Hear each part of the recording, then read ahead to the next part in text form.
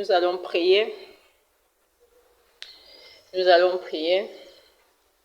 Mettez-vous en position de prière. Disposez vos cœurs pour la prière. C'est que le sujet de prière vous concerne, me concerne nous tous. Ma personne est malade, ta personne est malade, mais particulièrement ma personne est malade. Et quand ma personne est malade, en temps normal, je réunis toutes les conditions pour soulager ma personne. Mais dans la pratique, est-ce que je réunis toutes les conditions pour soulager ma personne? C'est pourquoi nous sommes dans la prière. La prière, c'est le dialogue. Oui, la prière, c'est la supplication également. La prière, c'est également un moment de partage, un moment de louange, un moment d'adoration pour ceux qui sont dans le péché. Comme quoi, on adore quand on est dans le péché. Lorsqu'on n'est pas dans le péché, on n'adore pas Dieu. On n'adore pas Jésus. Les adorateurs sont les pécheurs. Donc, on n'adore pas Jésus. On n'adore pas Dieu, sauf si on est pécheur. Ce qui est bon, c'est la louange. Parce que l'adoration, c'est le fait de supplier, de s'agenouiller, de s'enrouler par terre. Parce que quelque part, au fond de soi, on reconnaît qu'on est en erreur, on est pécheur, on a fait du mal. On n'est pas en position de force. On ne se demande pas que qu'ai-je fait pour que je mérite ceci ou cela. Non, on est dans une situation où nous reconnaissons que nous avons fait ceci, nous avons fait cela, nous avons fait encore ceci, nous avons encore fait cela. Là, nous nous mettons en disposition pour adorer. Par contre, moi, j'aime ceux qui louent, ceux qui supplient, ceux qui demandent, ceux qui invoquent, ceux qui ont la foi et invoquent. Ma personne est malade. Je sais que je dispose de tous les atouts pour pouvoir soulager ma personne spirituellement. Mais concrètement, est-ce que j'ai les atouts? C'est pourquoi en priant, j'invoque l'ONU Femmes.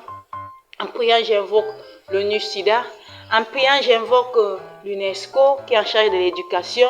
En priant, j'invoque DESA, la branche de l'ONU en charge des affaires sociales. En priant, j'invoque l'ONU en charge des catastrophes, l'institution onusienne en charge de la prévention des catastrophes, CDC Global. En priant, j'invoque les bienfaiteurs, les ONG dignes de ce nom. En priant, j'invoque tous les centres qui sont en charge de chercher le bien-être de tous au plan mondial et au plan national, au plan familial. Je m'arrête justement dans les familles pour dire à toutes les familles qu'en priant, retenez que si vous êtes dans le faux, dans le mensonge, vous êtes en danger. Dieu n'aime pas le mensonge, Dieu n'aime pas le faux. C'est pourquoi j'invite toutes les familles à cesser d'animer le mensonge, de vivre dans le mensonge. Le mensonge qui est le plus flagrant de nos jours, c'est qu'on dit que Dieu est au ciel alors qu'on sait que Jésus est au Cameroun, que Dieu est dans le corps d'une femme au Cameroun. C'est un gros mensonge que de continuer à dire aux gens au quotidien que Jésus est au ciel, que Dieu est au ciel. C'est un très très gros mensonge. C'est pourquoi je vous demande tous ensemble de prier pour que ce mensonge disparaisse pour l'éternité en éternité, afin que la vérité se règne, que c'est-à-dire que Jésus est au Cameroun dans le corps, que Dieu est au Cameroun dans le corps d'une femme, c'est-à-dire que c'est une femme qui est Jésus en d'autres termes. Voilà une des solutions pratiques qui peut permettre que les maladies quittent dans les corps des gens. Si cela est dit de manière officielle dans les familles, par les chefs de famille, par les enfants, par les mères de famille, si tout le monde a le même discours dans les familles, les maladies vont quitter les corps des uns et des autres et la guérison va s'installer spontanément, instantanément. C'est ça le miracle que Dieu peut faire dans les familles si la vérité là est dans la famille. La maladie fuira très loin. Oh, chères personnes qui sont en train de m'écouter, qui vont suivre cette vidéo, je vous invite tous à œuvrer à ce que cela se fasse au sein de vos familles, afin que ce miracle que nous venons tous de déceler, de détecter qui peut se produire au sein des familles se produise. En ce sens que nous venons de détecter une promesse selon laquelle lorsque la vérité règne dans une famille, lorsque la famille sait que Jésus est sur terre, que Dieu est sur terre dans le corps d'une femme, cette famille-là bénéficie de l'assurance santé, sens que Dieu enlève la maladie au sein de la famille. Dans les corps malades, Dieu extrait les maladies. Oh Père, merci pour cette révélation que tu nous as faite aujourd'hui. Afin que cela soit fait, oh Père, tu nous conditionnes la vie en nous demandant de dire prioritairement la vérité dans les familles pour que tu extrais la maladie. Oh mon Père, donne-moi la force, donne-moi la force, donne-moi l'opportunité, donne l'opportunité à ceux qui sont malades, aux familles qui ont des malades, de pouvoir avoir le courage, la possibilité de dire cette vérité que tu n'es pas au ciel comme on dit, tu es dans le corps d'une femme. Oh Père, je t'en supplie, fais quelque chose pour que les malades guérissent. Et pour que les malades guérissent, toi-même tu connais également ce qu'il faut. Tu sais que tu m'as doté de toutes les puissances pour pouvoir jouer ton rôle, pour pouvoir être à ta place. C'est pourquoi je sais tout ce qu'il y a lieu de faire pour guérir ma personne.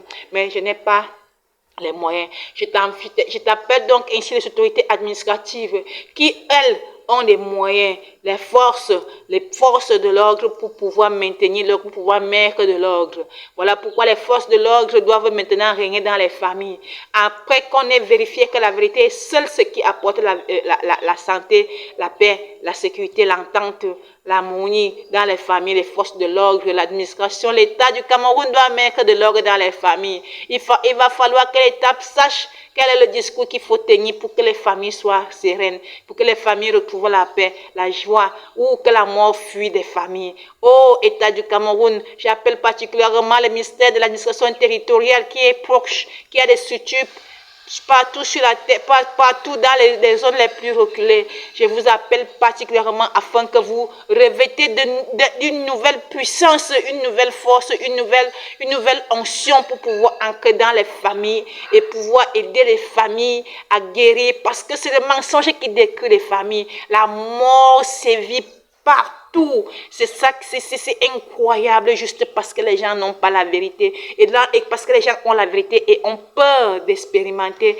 de présenter la vérité au vu et au su de tous. Voilà pourquoi les familles sont en débandade, les familles sont détruites. Oh Père, je te prie enfin pour que le Cameroun, toute manière générale, toutes les personnes membres du pays du Cameroun soient informés que Dieu est au Cameroun dans le corps d'une femme, dont Jésus est au Cameroun.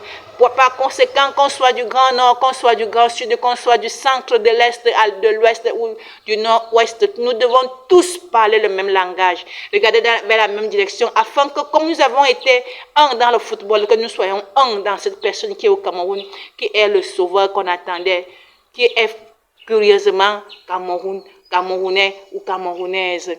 Donc, pour vous dire que tout le monde, nous devons regarder vers la même direction, nous devons parler le même langage, nous devons nous unir à jamais pour que nous relevons le défi mondial, que nous méritons la confiance que Dieu a placée en nous, en tant que peuple, en tant que nation, en tant que pays. Voilà notre prière pour se terminer aujourd'hui. Je vous exhorte tous à veiller à ce que cette révélation qui a été faite dans cette vidéo soit votre nourriture de tous les jours, afin que cela se vérifie dans la pratique au sein de vos familles. Amen, amen, amen.